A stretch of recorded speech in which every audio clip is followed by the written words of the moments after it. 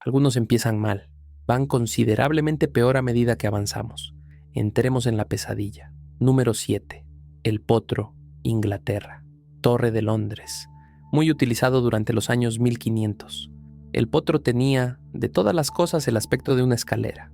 Una escalera de madera grande y plana, con rodillos en lugar de peldaños. Cuando colocaban a un prisionero encima, le ataban las muñecas a un extremo y los tobillos al otro, y dos oficiales giraban lentamente los rodillos en direcciones opuestas, apretando, estirando, un poco más, un poco más. El objetivo era una confesión. El problema era que el cuerpo humano, bajo suficiente tensión, deja de preocuparse por la verdad y empieza a preocuparse porque el dolor pare. Así que los prisioneros decían lo que creían que los oficiales querían escuchar. A veces funcionaba y los soltaban. A veces los oficiales decidían que estaban mintiendo y seguían girando. No había respuesta correcta una vez que estabas en el potro. Solo era cuestión de cuánto tiempo pasaría antes de que tus hombros, caderas, rodillas y codos se rindieran y salieran disparados de sus articulaciones por completo. La mayoría salía con articulaciones dislocadas. Algunos no salían. El caso más documentado es el de Anne Askew, 25 años, 1547. Había estado leyendo la Biblia en privado y compartiendo lo que leía con un pequeño grupo de mujeres, lo cual en esa época, si no eras la Iglesia Católica, era suficiente para que te mataran. La pusieron en el potro y la dejaron ahí durante horas. Los oficiales querían los nombres de las mujeres de su grupo. Ella nunca los dio, ni un solo nombre, ni bajo horas de tortura en el potro. Cuando terminó, cada articulación de su cuerpo estaba dislocada. Estaba tan destrozada que no podía caminar. La sacaron en silla. Después la quemaron viva en la hoguera. Su marido la había delatado, por cierto. Solo para completar el cuadro. Número 6. La quilla. Marina holandesa e inglesa. Siglos XVI y XVII. Este era un castigo naval para marineros que robaban a sus compañeros o se ponían violentos en cubierta, lo cual suena razonable hasta que descubres en qué consistía. Le ataban las muñecas al marinero, pasaban una cuerda por debajo del barco de un lado al otro y se la ataban a los pies, luego lo tiraban por la borda. La tripulación en cubierta tiraba de la cuerda.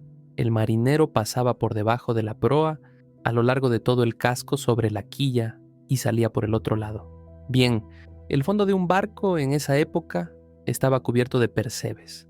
Los percebes son grupos de conchas que se fusionan al casco durante meses en el mar y desarrollan bordes tan afilados que atraviesan piel y músculo sin desacelerar.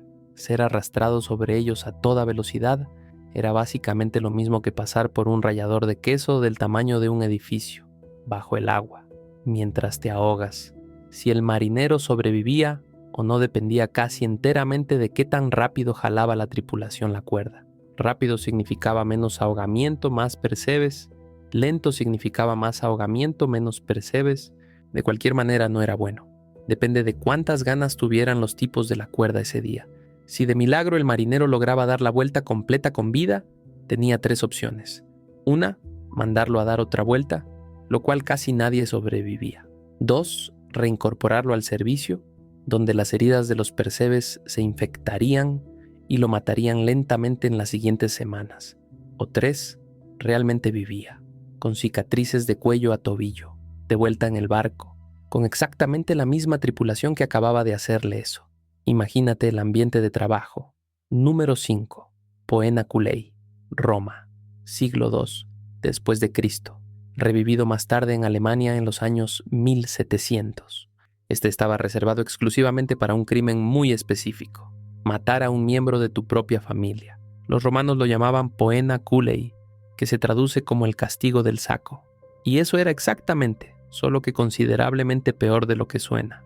Al asesino condenado lo metían dentro de un gran saco grueso de cuero, y para asegurarse de que no estuviera solo ahí adentro, añadían un perro, un gallo, una víbora y un mono. Genuinamente no sé qué hicieron esos animales para merecer algo así. Al perro casi lo entiendo. El mono es un completo misterio. Pero los 4 entraban, cosían el saco hasta crear un sello casi hermético y luego lo lanzaban al río. Ahora piensa por un momento en lo que está pasando dentro de ese saco. 4 animales aterrorizados, desorientados y sellados en la oscuridad con un desconocido. Nadie en ese saco lo está pasando bien. Nadie en ese saco está siendo razonable con la situación. Es un caos absoluto ahí adentro, y el asesino es el único sin garras. Los romanos justificaron la selección de animales de forma simbólica. Cada uno representaba un tipo específico de corrupción moral. La lógica era detallada y sincera. Lo pensaron muy bien, lo cual de alguna manera lo hace peor.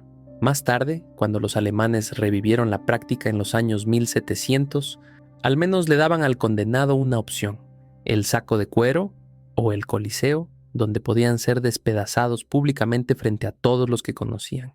Ya sabes, opciones. Número 4. Aplastado por elefantes, India. Utilizado hasta los años 1800. Ahora llegamos a la parte de la lista donde sobrevivir ya no es un resultado realista. Este castigo fue utilizado en varios imperios asiáticos, pero fue documentado más recientemente en India hasta bien entrado el siglo XIX, lo cual no es historia antigua. ¿Tu bisabuela podría haber estado viva para el final de esto? Déjalo asentar un segundo. Los crímenes que lo provocaban variaban: robo, evasión de impuestos, ser un soldado enemigo. La escala de lo que calificaba como digno de un elefante era, digamos, flexible. El ejemplo más documentado es el cuarto emperador Mughal de India, quien en una ocasión ordenó una ejecución masiva por elefante simplemente porque estaba aburrido y necesitaba algo que hacer esa tarde. El tipo que olvidó pagar sus impuestos, aplastado. El hombre que robó grano del mercado, aplastado. El soldado capturado en batalla, aplastado.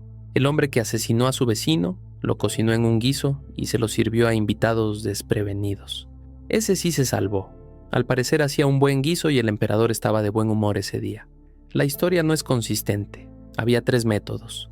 El primero, y el que quieres si tienes alguna voz en el asunto, era un pisotón preciso en la cabeza. Rápido, eficiente, terminado antes de que hayas procesado completamente lo que está pasando. El segundo era el recorrido completo del cuerpo, donde guiaban al elefante a caminar sobre la persona entera y esperaban terminar en un solo paso. A veces lo hacía, a veces aplastaba una pierna o un brazo, tenía que dar marcha atrás e intentarlo de nuevo. Los elefantes son grandes, pero no quirúrgicos. El tercer método era el teatral, favorecido por los gobernantes que querían que la multitud realmente se llevara algo de la tarde. Un elefante entrenado aplastaba el cuerpo extremidad por extremidad. Primero los brazos, luego las piernas, los colmillos para los espacios intermedios, la cabeza guardada para el final. El cuarto Mughal adoraba esta versión.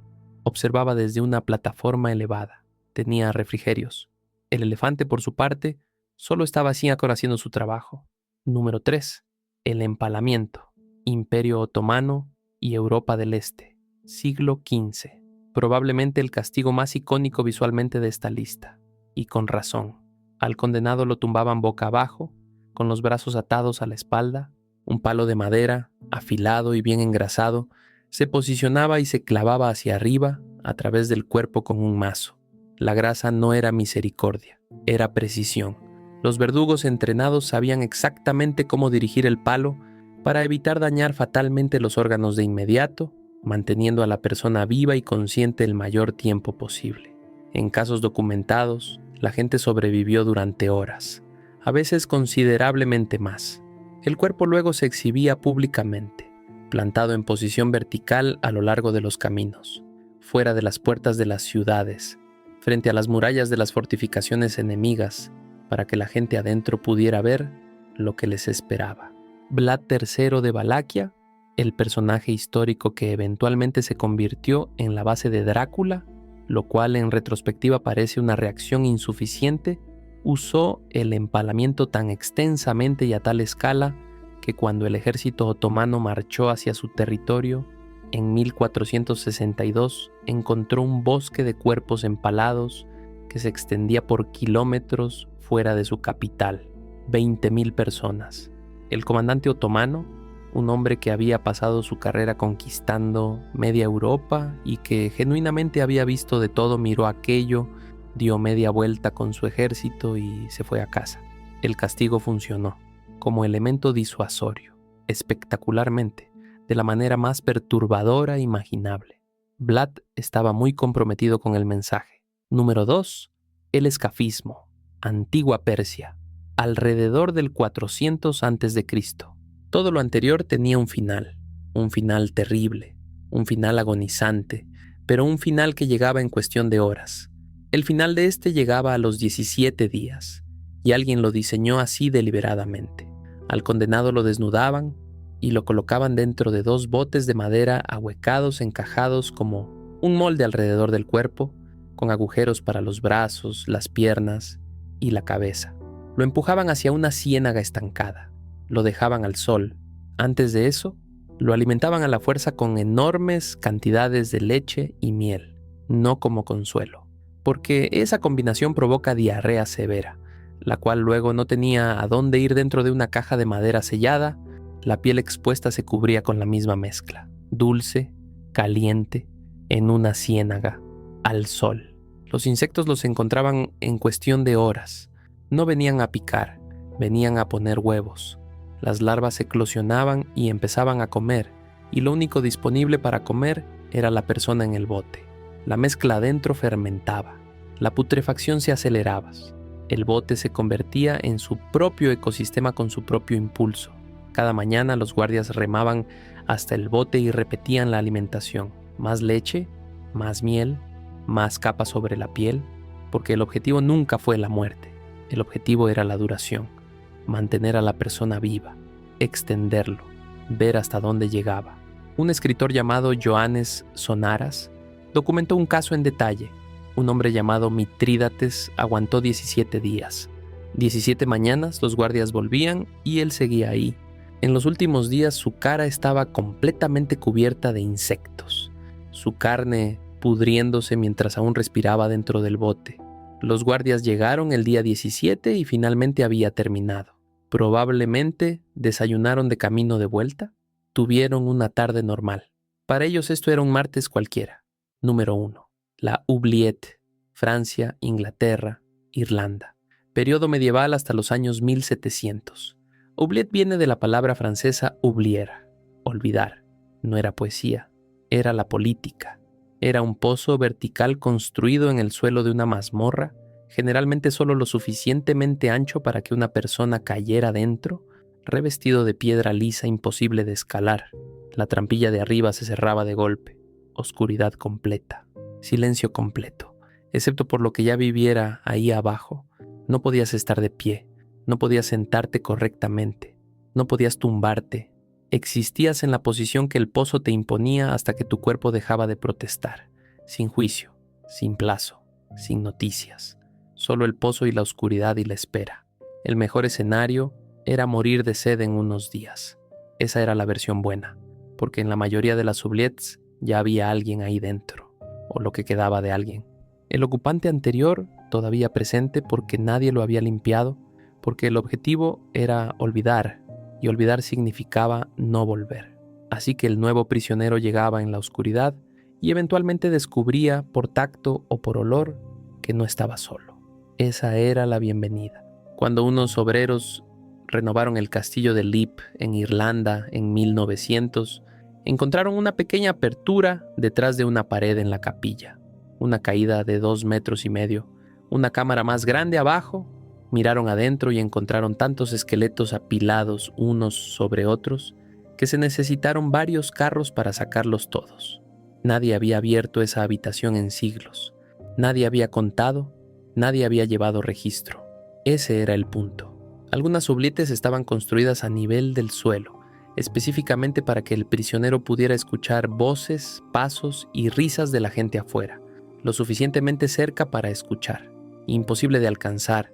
Días pasando, luego semanas, el sonido de la vida normal ocurriendo al otro lado de una pared de piedra. Los historiadores han encontrado relatos de personas sobreviviendo en estas condiciones durante años, no rescatadas, solo mantenidas, alimentadas lo justo para seguir vivas, sin razón dada, sin fecha de fin ofrecida. Solo la oscuridad y los sonidos de afuera y la compañía de quien había estado ahí antes que ellos. El potro quería información, el toro quería una confesión, el elefante quería un espectáculo, La oubliette no quería nada, solo quería que dejaras de existir de cualquier manera que alguien tuviera que pensar en ti. Y en su mayor parte funcionó. Suscríbete para más historia incómoda. O no, nadie te está rastreando, probablemente.